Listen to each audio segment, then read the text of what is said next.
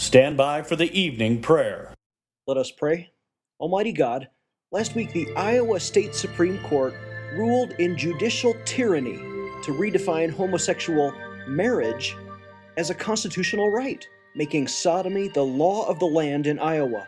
We pray from Romans 1 that people filled with wickedness, evil, and depravity will repent of all sexual sin and worship the Creator.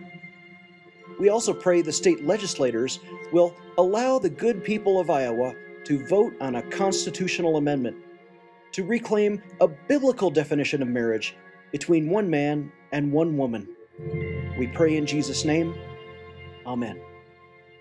This is former Navy Chaplain Klingenschmidt. Would you please add your amen to the petitions at our website, prayinjesusname.org.